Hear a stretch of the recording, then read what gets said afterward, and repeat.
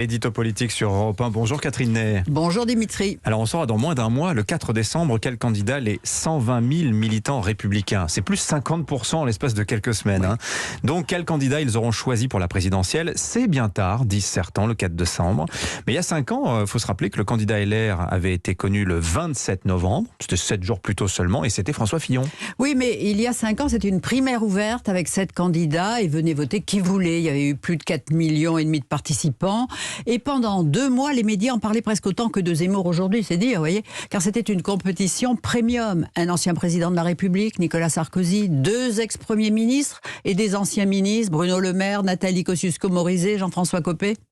Ce qui intéressait les médias, c'est que c'était pour le coup une vraie bataille de chefs. Oui, parce que pour les 3 premiers, c'était une opération survie, c'était stop ou encore. Ils jouaient la prolongation ou l'arrêt de leur vie politique. Alors ils se balançaient des vacheries avec médaille d'or pour François Fillon. Vous voyez, vous imaginez le général de Gaulle mis en examen? Oui. Une gracieuseté pour Sarko, ce qui ne lui a pas porté bonheur d'ailleurs.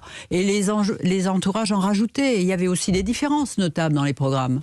Oui, puis Alain Juppé, justement, après avoir été longtemps le favori, s'était finalement effacé au second tour devant François Fillon. Oui, mais après un résultat du premier tour, Fillon était largement en tête. 44% des voix, avec Juppé 28,6, Nicolas Sarkozy 20,7 et très très loin derrière, NKM 2,6, Bruno Le Maire 2,4 et Jean-François Copé 0,3. Vous voyez, la Bérésina.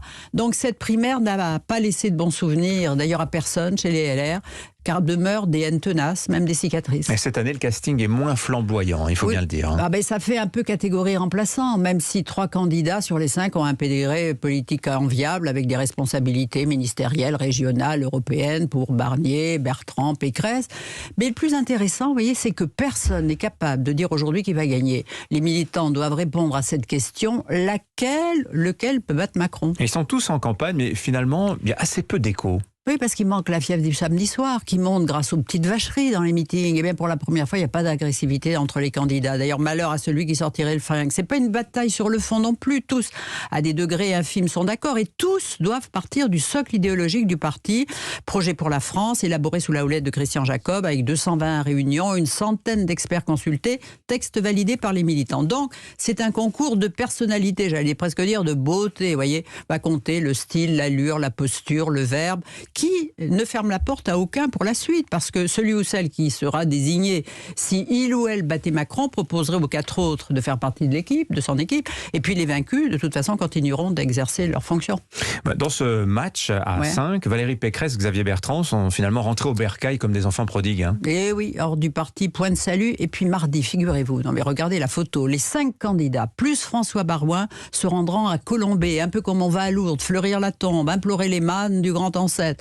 Un voyage groupé organisé par Christian Jacob, parce que maintenant on n'y va plus en solo comme la dernière fois. Mon général, que là où le meilleur gagne, en espérant qu'il vous dise « je vous ai compris ». Oui, mais non plus le monopole de l'héritage gaulliste en l'occurrence. Oui, tous en ont leur part. Voilà, exactement. Le général de Gaulle, il en sera question tout à l'heure dans le Zoom Info avec François-Olivier Gisbert qui publie le premier tome de son histoire intime de la Ve République, le sursaut, sur 3 tomes. Le premier est entièrement consacré au seul de ses chefs d'État qu'il n'a pas connu, en l'occurrence le général de Gaulle, le fondateur de la 5e. Il est 7h50.